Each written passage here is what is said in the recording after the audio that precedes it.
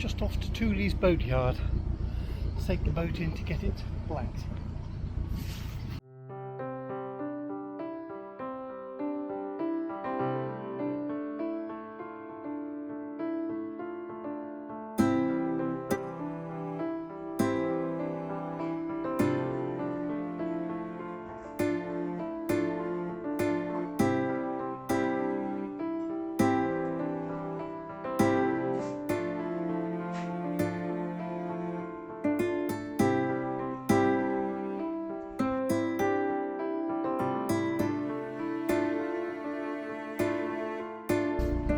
Just gone 10 to 12.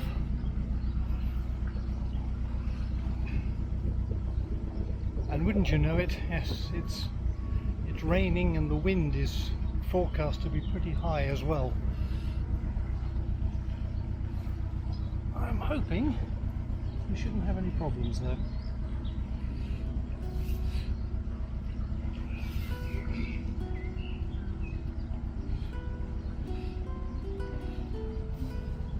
I'm just going to slide the hatch a bit back towards me, keep the camera close, and leaving our home of the last 3.5 weeks, the jetty at Sovereign Wharf.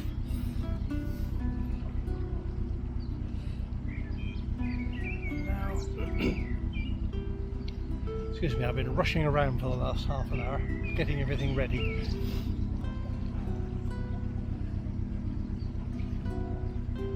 So we're passing all the building activity that's going on here in the middle of Banbury, with a hotel going up on one side and something else going up on the other side. I'm not sure what it is, and an extra bridge, a footbridge over the canal.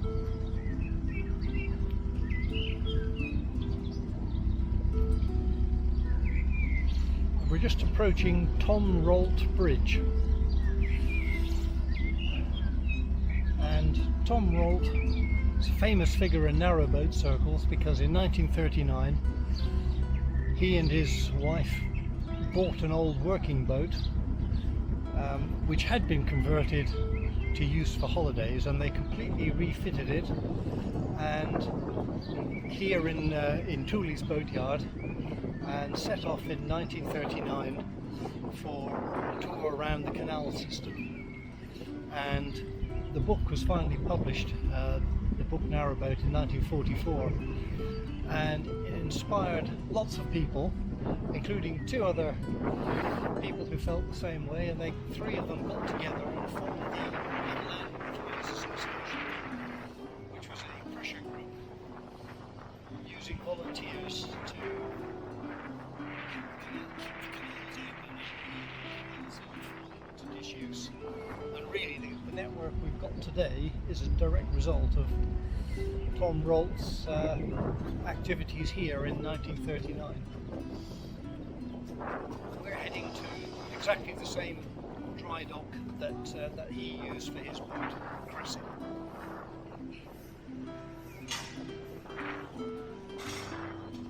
Just past a holiday boat on the left now, from Cape Banbury, which is a firm I've known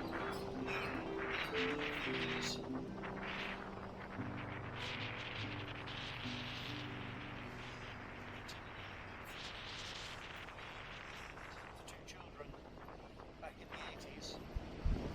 Late 80s, and Marianne and I took a boat for a week, which really was the start of getting to where I am here today on this boat. I knew I'd enjoy the trip. She'd never been on a boat before and loved it, and so when I found myself retired,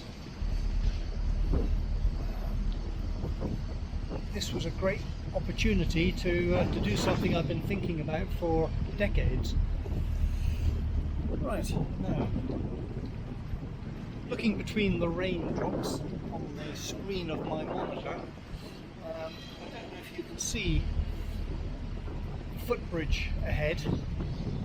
That's white horizontal stripes going across the canal. That's a wind-up lift bridge, and we're going into the dry dock just before there. This is going to be fun, I think, because there's a lot of boats around, and we can see this dry dock has been here since apparently 1778. But the town's certainly grown up around it. I'm not sure how I'm going to get in there.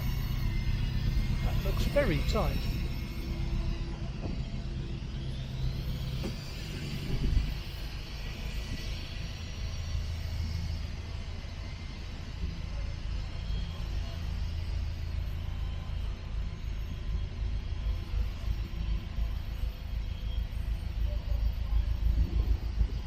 It's off to the right there, you can see Tooley's Historic. That's the entrance to the dry dock. So I've got to manage about a 30-degree turn just the other side of this boat with the blue cover.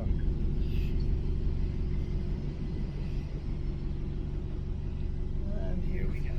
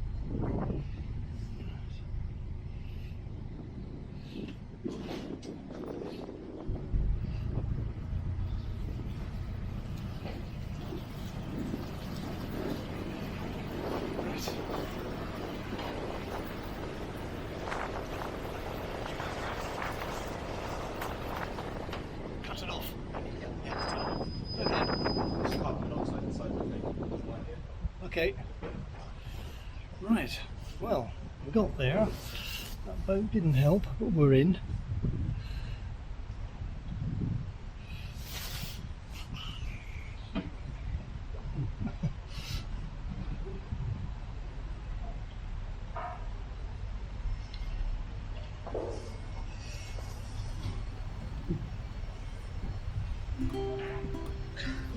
Centre line. Would that help? I'll grab it, come here. Oh yeah, fair enough.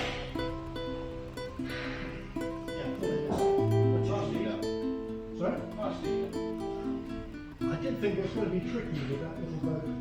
Yeah, and what's kind of a bit edified because that wind. Oh, yeah. I looked at the forecast, I thought that's the last thing I need, a wind that strong.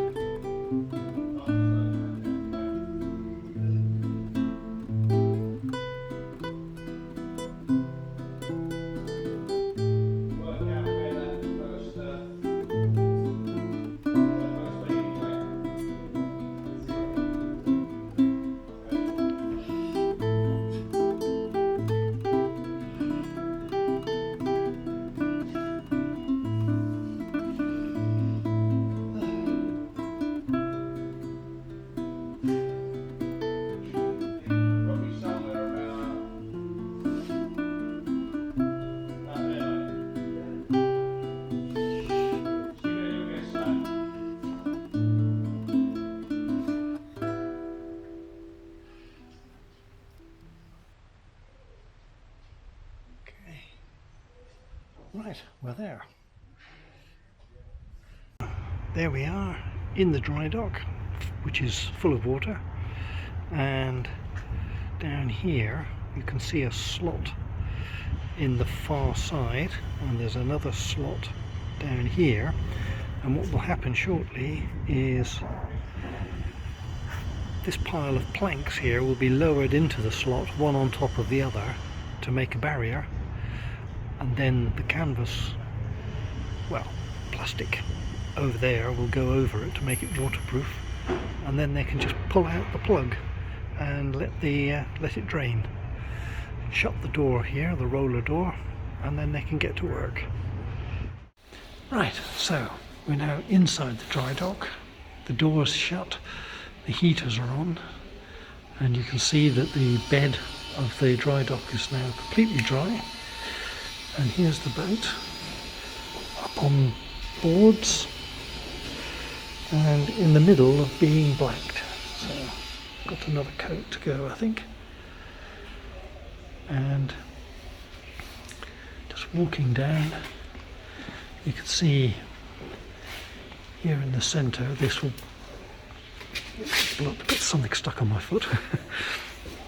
And there's one of the anodes. Better days. And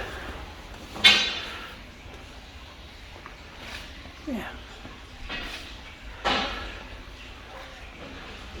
somebody looking in, and you can see there's heaters here which are helping to dry the bituminized paint more quickly. And there's the bow anode, which again is seen better days now. That's 3 years, just over 3 years old. So I'll be bolting new ones on there. And there's the heater blazing away.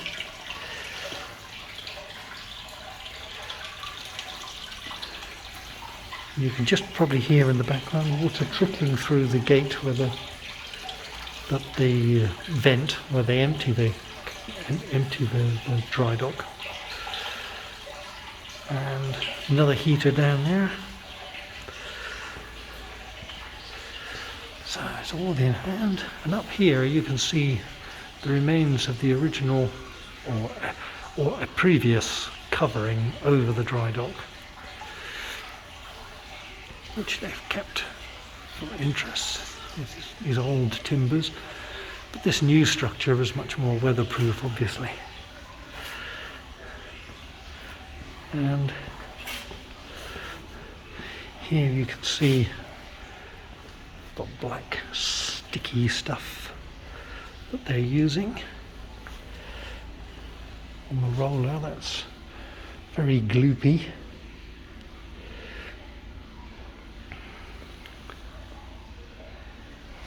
And once that's all done, that should do us for through till 2024.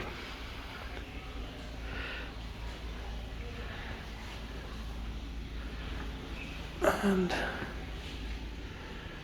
yes, there's a battery charger connected up to the batteries there, just to top them up. Just checking that that's actually there.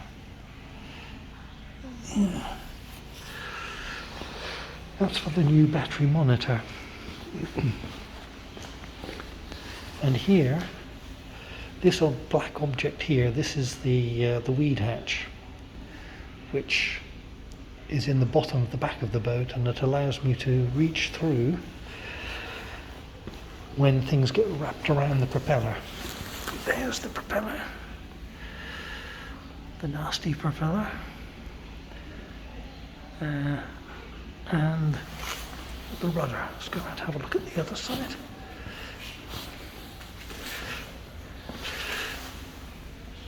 And there's the other anodes there, 2, so there are 6 in total. Skimping on anodes is a false economy because they protect the main steel of the boat from corrosion. So we really, rather than risk that, is rather invest in a few anodes. There were 4 on the boat when I bought it, but the surveyor recommended adding the ones in the middle as well. And some people would even have 8 on a boat this size. Right, and that's it. And you can see there's heaters up there as well, because the drying time for this bitumen is very much affected by the temperature. So the warmer the place is, the quicker they can turn around the boat.